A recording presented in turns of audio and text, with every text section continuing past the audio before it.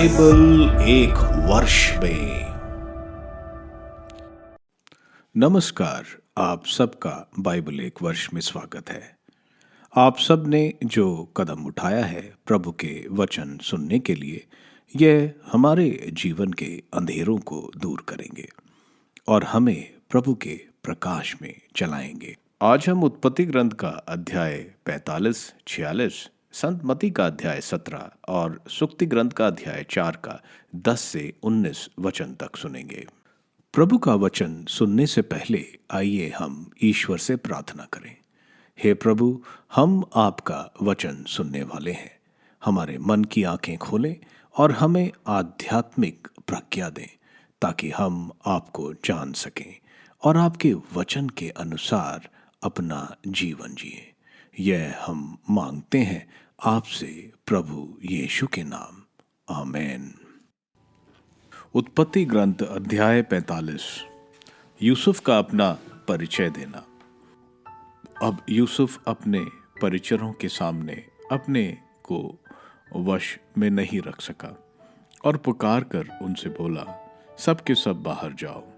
तो वहाँ कोई और व्यक्ति नहीं था। जब यूसुफ ने अपने भाइयों को अपना परिचय दिया, किंतु वह इतने जोर से रोने लगा कि मिस्रियों ने उसका रोना सुन लिया और फिरौन के महल में भी इसकी खबर पहुंच गई। यूसुफ ने अपने भाइयों से कहा, मैं यूसुफ हूँ, क्या मेरे पिताजी अब तक जीवित हैं?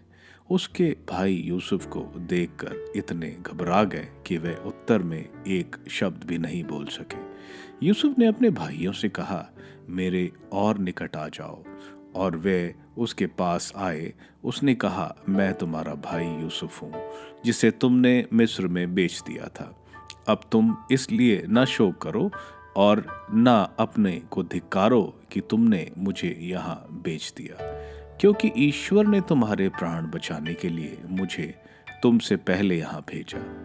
इस देश में 2 वर्ष से अकाल पड़ रहा है और अभी 5 वर्ष शेष है, जिनमें न हल जोता जाएगा और न फसल काटी जा सकेगी। किंतु ईश्वर ने तुम्हारे पहले ही मुझे भेज दिया था, जिससे देश में तुम्हारे लिए अन्न सुरक्षित रहे और बहुत से लोग के प्राण बच सकें। तुमने मुझे यहाँ नहीं भेजा, स्वयं ईश्वर ने भेजा। उसने मुझे फिरौन का पिता, उनके समस्त घर का स्वामी और सारे मिस्र देश का शासक बना दिया। मेरे पिता के पास शीघ्र ही जाकर उनसे कहो कि आपके पुत्र यूसुफ ने यह कहला भेजा है कि ईश्वर ने मुझे सारे मिस्र का शासक बनाया है। मेरे पास तुरंत आइए, आप गोशन प्रदेश में बस जाइए और इस तरह मेरे निकट रहेंगे।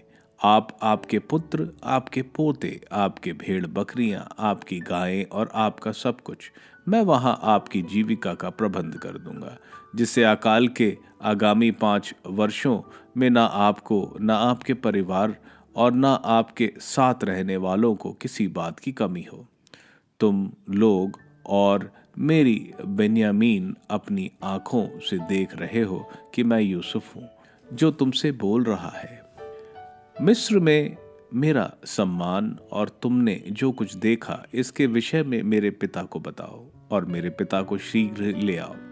फिर वह अपने भाई बेन्यामीन को गले लगाकर रोया और बेन्यामीन भी उसकी छाती से लिपट कर रोया। इसके बाद उसने अपने सब भाइयों का चुंबन लिया और रोते हुए उनको गले लगाया। तब उसके भाई उससे बातें करने लगे। फिरौन का आमंत्रण। फिरौन के महल में भी यह खबर पहुंच गई कि यूसुफ के भाई आए हैं। इससे फिरौन और उसके दरबारियों को प्रसन्नता हुई। फिरौन ने यूसुफ से कहा, अपने भाइयों से कहो कि अपने पशुओं को लाद कर कानान देश वापस जाओ। अपने पिता और अपने परिवार के लोगों को मेरे यहाँ ले आओ। मैं तुम्हें मिस्र देश की अच्छी से अच्छी चीज़ें दूंगा और तुम्हें देश की अच्छी से अच्छी चीज़ें खाने को मिलेंगी। उन्हें यह भी आदेश दो कि अपने बाल बच्चों और पत्नियों के लिए मिस्र देश से कुछ गाड़ियाँ लेते जाओ और अपने पिता के साथ आ जाओ। अपने यहाँ की जायदाद की कोई विशेष चिंता मत करना, क्योंकि मिस्र देश की सभी अच्छी से अच्छी चीजें तुम्हारी ही हैं। भाइयों का स्वदेश गमन। इज़राइल के पुत्रों ने ऐसा ही किया। फिरौन की आज्ञा मिलने पर यूसुफ ने उन्हें गाड़ियां दी और उन्हें रास्ते के लिए रसद भी दिया। फिर उसने सबको एक एक नया वस्त्र दिया, परंतु बिन्यामीन को उसने 300 चांदी के शेकल और 5 नए वस्त्र दिए। उसने अपने पिता के लिए मिस्र की अच्छी से अच्छी चीजों से लदे हुए 10 गधे और अपने पिता की यात्रा के लिए अनाज और रसद की लदी 10 गाड़ियां भेजी। इसके बाद उसने अपने भाइयों को विदा किया। जब वे जाने लगे तो उसने उन्हें चेतावनी दी कि वे यात्रा में झगड़ा नहीं करें। वे मिस्र से चलकर अपने पिता याकूब के पास कानान देश आए। उन्होंने उससे कहा, यूसुफ अब तक जीवित है, वह सारे मिस्र का शासक है। यह सुनते ही वह सुन्न रह गया और उसे उन पर विश्वास नहीं हुआ। लेकिन जब उसने उससे यूसुफ की सारी बातें कहीं और जब उसने यूसुफ के द्वारा उसे ले जाने के लिए भेजी हुई गाड़ियां देखी, तब उनके पिता को ऐसा लगा जैसे उसे फिर से प्राण मिल गए हों। इज़राइल बोल उठा, बस अब विश्वास है कि मेरा पुत्र यूसुफ अब तक जीवित है। मैं जाकर उसे अपने मरने से पहले देखूंगा। उत्पत्ति ग्रंथ अध्याय 46। याकूब की मिस्र यात्रा। इज़राइल ने अपनी समस्त संपत्ति के साथ प्रस्थान किया और बेरशेबा पहुंचकर अपने पिता इसहाक के ईश्वर को बलि चढ़ाई। ईश्वर ने रात को एक दिव्य दर्शन में इज़राइल से कहा, याकूब याकूब, और उसने उत्तर दिया, मैं प्रस्तुत हूं। तब ईश्वर ने कहा, मैं ईश्वर तुम्हारे पिता का ईश्वर। मिस्र देश जाने से मत डरो, क्योंकि मैं वहां तुम्हारे द्वारा एक महान राष्ट्र उत्पन्न करूंगा। मैं स्वयं तुम्हारे साथ मिस्र देश जाऊंगा और तुमको फिर वहां से निकाल लाऊंगा। यूसुफ तुम्हारे मरने पर तुम्हारी आंखें बंद कर देगा। याकूब बेरशीबा से चला गया। इज़राइल के पुत्रों ने अपने पिता याकूब अपने छोटे बच्चों और अपनी पत्नियों को उन रथों पर चढ़ाया जिन्हें फिरौन ने उन्हें ले आने के लिए भेजा था। वह अपना पशुधन और जो कुछ उन्होंने कानान में एकत्र किया था वह सब अपने साथ ले गए। याकूब अपने सब वंशजों के साथ मिस्र देश पहुंचा।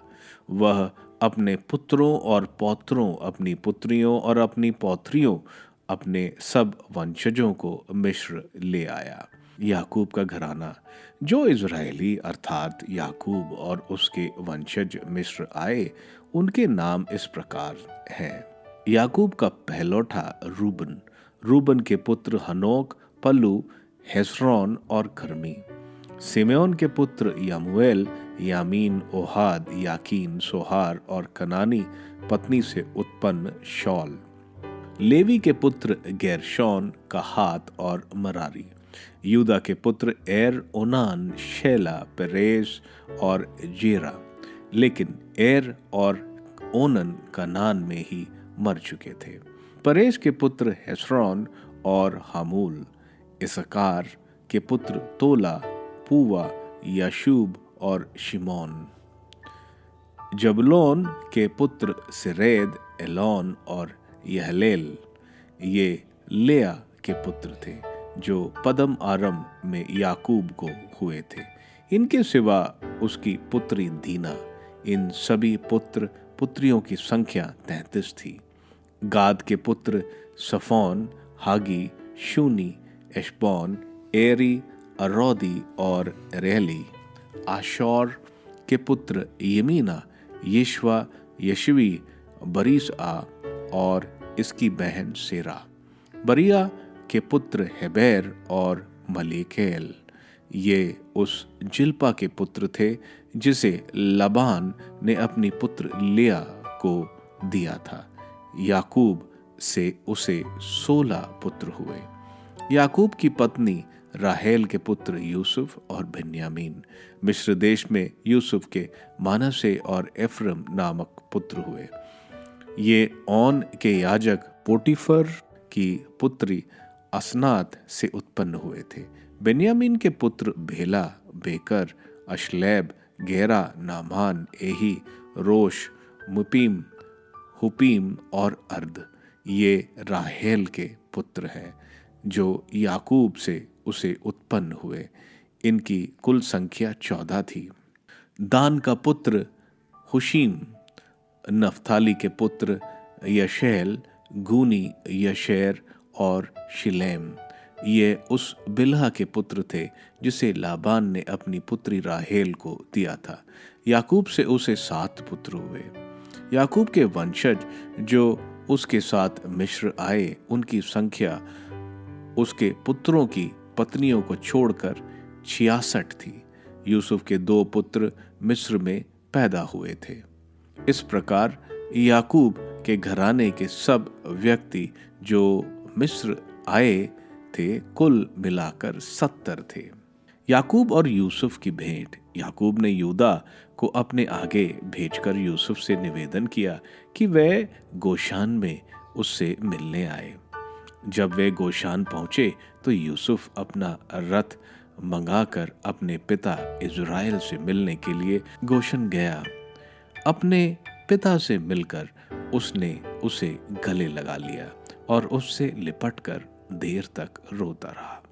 इज़राइल ने यूसुफ से कहा, अब तो मैं सुखपूर्वक मृत्यु की प्रतीक्षा करूंगा, क्योंकि मैं फिर तुम्हारे दर्शन कर सका और जान गया कि तुम जीवित हो। इसके बाद यूसुफ ने अपने भाइयों और अपने पिता के परिवार वालों से कहा, अब मैं जाकर फिरौन से यह कहूंगा कि मेरे भाई और मेरे पिता के घर के लोग जो कानान देश में रहते थे मेरे पास आ गए हैं। वे लोग भेड़ बकरियां चराते थे और अपनी भेड़ बकरियां, अपनी गायें और अपना सब सामान ले आए हैं। जब फिरौन तुम लोगों को बुलवाकर तुमसे पूछे कि तुम लोग क्या काम करते हो, तो तुम इस प्रकार उत्तर देना कि हम आपके सेवक बचपन से ढोर डांगर ही चराते आ रहे हैं। हम और हमारे पुरखे भी यही करते रहे। ऐसा इसलिए कहोगे जिससे तुम गोशन प्रांत में ही रह सको, क्योंकि मिस्र के लोग सब भेड़ बकरियां चराने वालों को नीची दृष्टि से देखते हैं। संतमती का अध्याय 17। प्रभु ईसा का रूपांतरण। 6 दिन बाद ईसा ने पेतरुस, याकूब और उसके भाई योहन को अपने साथ ले लिया और वह उन्हें एक ऊंचे पहाड़ पर एकांत पर ले चले। उनके सामने ही ईसा का रूपांतरण हो गया। उनका मुखमंडल सूर्य की तरह दमक उठा और उनके वस्त्र प्रकाश के समान उज्जवल हो गए। शिष्यों को मूसा और एलियस उनके साथ बातचीत करते दिखाई दिए। तब पेतरुस ने ईसा से कहा, प्रभु, यहां होना हमारे लिए कितना अच्छा है। आप चाहें तो मैं यहाँ 3 तंबू खड़ा कर दूंगा, एक आपके लिए, एक मूसा और एक एलियस के लिए। वह बोल ही रहा था कि उन पर एक चमकीला बादल छा गया और उस बादल में से यह वाणी सुनाई पड़ी, यह मेरा प्रिय पुत्र है, मैं इस पर अत्यंत प्रसन्न हूं, इसकी सुनो। यह वाणी सुनकर वे मुंह के बल गिर पड़े और बहुत ही डर गए। तब ईसा ने पास आकर उनका स्पर्श किया और कहा, उठो, डरो मत। उन्होंने आंखें ऊपर उठाई तो उन्हें ईसा के सिवा और कोई नहीं दिखाई पड़ा। एलियस की समस्या। ईसा ने पहाड़ से उतरते समय उन्हें यह आदेश दिया, जब तक मानव पुत्र मृतकों में से ना जी उठे, तब तक तुम लोग किसी से भी इस दर्शन की चर्चा नहीं करोगे। इस पर उनके शिष्यों ने उनसे पूछा, शास्त्री यह क्यों कहते हैं कि पहले एलियस को आना है? ईसा ने उत्तर दिया, एलियस अवश्य ही सब कुछ ठीक करने आएगा, परंतु मैं तुम लोगों से कहता हूं, एलियस आ चुका है। उन्होंने उसे नहीं पहचाना और उसके साथ मनमाना व्यवहार किया। उसी तरह मानव पुत्र भी उनके हाथों दुख उठाएगा। तब वे समझ गए कि ईसा योहन बपतिस्ता के विषय में कह रहे हैं। अबदूतग्रस्त लड़का। जब वे जनसमूह के पास पहुंचे तो एक मनुष्य आया और ईसा के सामने घुटने टेक कर बोला, प्रभु, मेरे बेटे पर दया कीजिए। उसे मिर्गी का दौरा पड़ा करता है। उसकी हालत बहुत खराब है और वह अक्सर आग या पानी में गिर जाता है। मैं उसे आपके शिष्यों के पास लाया, परंतु वे उसे चंगा नहीं कर सके। ईसा ने कहा, अविश्वासी और दुष्ट पीढ़ी, मैं कब तक तुम्हारे साथ रहूं? कब तक तुम्हें सहता रहूं? उस लड़के को यहां ले आओ। ईसा ने अबदूत को डांटा और वह लड़के से निकल गया। वह लड़का उसी घड़ी चंगा हो गया। बाद में शिष्यों ने एकांत में ईसा के पास आकर पूछा, हम लोग उसे क्यों नहीं निकाल सके? ईसा ने उनसे कहा, अपने विश्वास की कमी के कारण। मैं तुमसे ये कहता हूं, यदि तुम्हारा विश्वास राई के दाने के बराबर भी हो तो तुम इस पहाड़ से यह कहो, यहां से वहां तक हट जा, तो वह हट जाएगा और तुम्हारे लिए कुछ भी असंभव नहीं होगा। परंतु प्रार्थना तथा उपवास के सिवा किसी और उपाय से अबदूतों की यह जाति नहीं निकाली जा सकती। दुख भोग और पुनरुत्थान की द्वितीय भविष्यवाणी।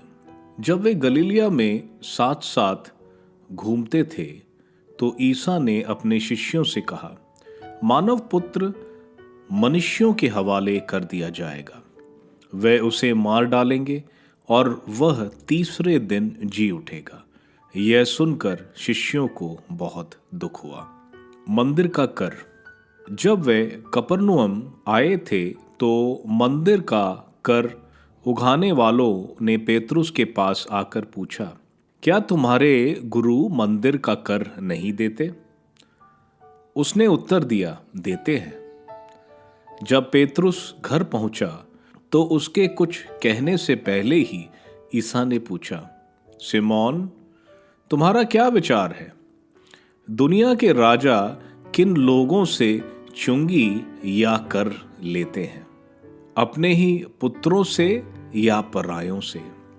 पेतरुस ने उत्तर दिया, परायों से। इस पर ईसा ने उससे कहा, तब तो पुत्र कर से मुक्त है। फिर भी हम उन लोगों को बुरा उदाहरण ना दें, इसलिए तुम समुद्र के किनारे जाकर बंसी डालो। जो मछली पहले फंसेगी उसे पकड़ लेना और उसका मुंह खोल देना। उसमें तुम्हें एक सिक्का मिलेगा, उसे ले लेना और मेरे तथा अपने लिए उनको दे देना। सुक्ति ग्रंथ अध्याय 4 वचन 10 से 19। पुत्र सुनो, मेरी बातों पर ध्यान दो और तुम्हारी आयु लंबी होगी। मैं तुम्हें प्रज्ञा का मार्ग दिखाता और सन्मार्ग पर ले चलता हूं। तुम आगे बढ़ोगे तो बाधा नहीं होगी। तुम दौड़ने लगोगे तो ठोकर नहीं खाओगे। इस शिक्षा को ग्रहण करो, इसे कभी मत छोड़ो। इसे संजोए रखो, क्योंकि यह तुम्हारा जीवन है। दुष्टों के मार्ग में प्रवेश मत करो, कुकर्मियों के पथ पर मत चलो। उससे दूर रहो, उस पर पैर मत रखो, उससे कतरा कर आगे बढ़ो। वे पाप किए बिना सोने नहीं जाते। यदि उन्होंने किसी को पथ भ्रष्ट नहीं किया तो उन्हें नींद नहीं आती। वे अधर्म की रोटी खाते हैं और हिंसा की मदिरा पीते हैं। धर्मियों का मार्ग प्रभात के प्रकाश जैसा है, जो दोपहर तक क्रमशः बढ़ता जाता है, किंतु विधर्मियों का मार्ग अंधकार में है। उन्हें पता नहीं कि वह किस चीज से ठोकर खाएंगे। उत्पत्ति ग्रंथ के अध्याय 45 और 46 में हम देखते हैं जब यूसुफ समझ जाता है कि उसके भाई बदल गए हैं, यह वह देखता है। सबसे पहले जब भोज में उसने बेन्यामीन को 3 गुना दिया तो किसी को ईर्ष्या नहीं हुई। इसके बाद जब उसने बेन्यामीन को अपने पास रखने की बात की तो सारे एकजुट होकर बेन्यामीन को छुड़ाना चाहते थे। अब यूसुफ से रहा नहीं गया और सबको बाहर भेजने के बाद वह उनको बताता है कि वह उनका भाई यूसुफ है। उसके भाई डर जाते हैं। इस पर यूसुफ उनको बोलता है, तुम्हें अपने आप को हीन भाव से देखने की जरूरत नहीं है। वह इसे ईश्वर की योजना मानता है ताकि सभी के प्राण बच सकें। वह उनको बोलता है, तुम जाओ और मेरे पिता को लेकर आओ और गोशन, जो बहुत उपजाऊ जगह है, जो चरवाहों के लिए अच्छी भूमि है, वहीं बस जाओ। फिरौन भी उसको अपने परिवार को लाने को बताता है और गाड़ियां देता है। याकूब को जब मालूम होता है तो वह बहुत खुश होता है और मिस्र देश जाने को तैयार होता है। फिर बेरशिबा में याकूब ईश्वर को बलि चढ़ाता है। बेरशिबा वही जगह है जहां इसहाक रहता था। वहां ईश्वर याकूब को दर्शन देते हैं और कहते हैं, तुम मिस्र जाओ, मैं स्वयं तुम्हारे साथ मिस्र जाऊंगा और तुम्हें वहां से निकाल कर तुम्हारे देश ले आऊंगा। जब वे मिस्र में गए तो याकूब के पूरे परिवार की संख्या 70 थी। याकूब यूसुफ से गोशन में मिलता है और बहुत प्रसन्न होता है कि अब वह शांतिपूर्वक मृत्यु पा सकता है। और याकूब फिरौन को आशीर्वाद देता है। अकाल के बढ़ते यूसुफ मिस्रियों का पशुधन और भूमि अनाज के बदले खरीद लेता है और उनको बीज देकर फसल का 20% फिरौन के लिए देने को मिस्रियों को कहता है, जो मिस्री बड़ी प्रसन्नता से मान जाते हैं। याकूब का परिवार गोशन में फलता और फूलता है। जब इज़राइल के मरने का समय निकट आया तो उसने यूसुफ से बुलाकर शपथ ली कि उसको उसके पूर्वजों के समाधि स्थान पर दफनाया जाए। संतपति के अध्याय 17 में हम देखते हैं प्रभु पेतरुस, योहन और याकूब को लेकर टाबोर पर्वत पर चढ़े।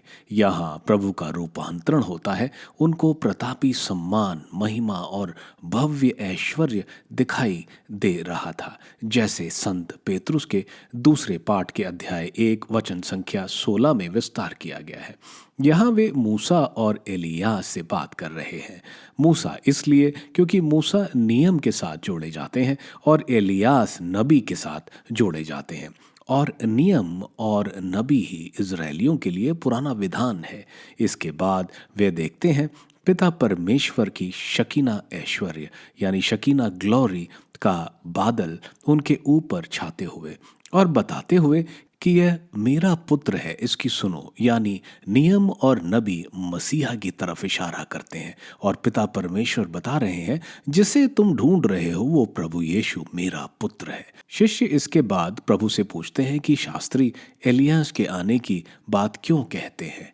प्रभु उनको समझाते हैं कि यूहन्ना बपतिस्ता एलियास की आत्मा के स्वरूप ही है। यह हम देखते हैं जब देवदूत गब्रियल जकरिया को बोलते हैं कि यूहन्ना बपतिस्ता एलियास के मनोभाव और सामर्थ्य से संपन्न होगा और प्रभु का अग्रदूत होगा, जो संत लूकस के सुसमाचार के अध्याय 1 वचन संख्या 17 में लिखा है। जिस तरह यूहन्ना बपतिस्ता का विरोध किया गया, वैसे मानव पुत्र को भी दुख भोगना पड़ेगा। आगे हम एक अबदूत ग्रस्त लड़के को देखते हैं जिसको शिष्य नहीं ठीक कर पाते। प्रभु शिष्यों को उनके अल्प विश्वास के ऊपर नाराज होते हैं। शिष्य प्रभु से जानना चाहते हैं कि वह क्यों नहीं इस अबदूत को निकाल पाए, तो प्रभु उनको बताते हैं कि प्रार्थना और उपवास ही ऐसे अबदूत को दूर कर सकता है।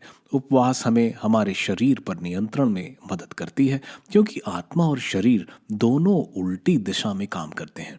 उपवास आत्मा को ऊपर उठाता है और जब उपवास के साथ हम प्रार्थना करते हैं तो वह प्रार्थना जरूर सुनी जाती है और अबदूतों को दूर करती है। प्रभु एक बार फिर अपने दुख भोग, मृत्यु और पुनरुत्थान के बारे में बताते हैं। जब प्रभु कफरनहूम में पेतरुस के घर पर ये कुछ फरीसी पेतरुस पर अभियोग लगाते हैं कि तुम्हारे गुरु मंदिर का कर नहीं देते। मंदिर का कर देना आवश्यक नहीं था, सदूकी कर नहीं देते थे। एसीन जो कुमरान में रहते थे वे कर सिर्फ पूरी जिंदगी में एक बार देते थे। फरीसी यह कर इसलिए लेते थे ताकि वे जान जाएं कि ये फरीसियों के रीति को मानते हैं। प्रभु एक बहुत अच्छा सवाल पूछते हैं कि राजा किन लोगों से चुंगी लेता है। पेतरुस सही उत्तर देता है, परायों से, अपने पुत्रों से नहीं। प्रभु का अभिप्राय यह था कि मंदिर किसका है? ईश्वर का। तो क्या ईश्वर के पुत्र को चुंगी देने की क्या जरूरत है? फिर भी प्रभु पेतरुस को मछली के मुंह से निकले सिक्के को उनके और पेतरुस के नाम पर चुंगी देने को बोलते हैं। सुक्ति ग्रंथ के अध्याय 4 वचन संख्या 10 से 19 में हम देखते हैं प्रज्ञा एक धार्मिक जिंदगी की तरफ इशारा कर रही है। प्रज्ञा कह रही है, मेरी सुनो और तुम्हें लंबी आयु मिलेगी, तुम्हारे रास्ते सीधे होंगे। जब तुम चलोगे तो कोई रुकावट नहीं आएगी और जब तुम दौड़ोगे तो नहीं गिरोगे। मेरी हिदायतों को संभाल कर रखो, दूर नहीं जाने दो। आगे प्रज्ञा बता रही है कि दुष्ट की जीवन शैली से दूर रहो, दुष्ट के रास्ते पर ना चलो, क्योंकि उनको बिना दुष्टता करे नींद नहीं आएगी जब तक वो किसी को गिरा ना दें। वे हिंसा और दुष्टता को खाते और पीते हैं। धार्मिक का रास्ता हमेशा उजाले से भरा होता है, जैसे सूर्य की किरणें उस पर पड़ रही हों। लेकिन दुष्ट के मार्ग अंधेरे हैं और वह नहीं जानता वो कैसे गिरा। आप सबको धन्यवाद ईश्वर के वचन सुनने के लिए। मैं आपसे विनती करता हूं कि आप बाइबल एक वर्ष में को दूसरों के साथ शेयर करें, क्योंकि प्रभु का वचन स्वयं प्रभु यीशु है। प्रभु को दूसरों को देने वालों को प्रभु की आशीष जरूर मिलेगी। मैं आप सबका बड़ी बेसब्री से कल इंतजार करूंगा। धन्यवाद।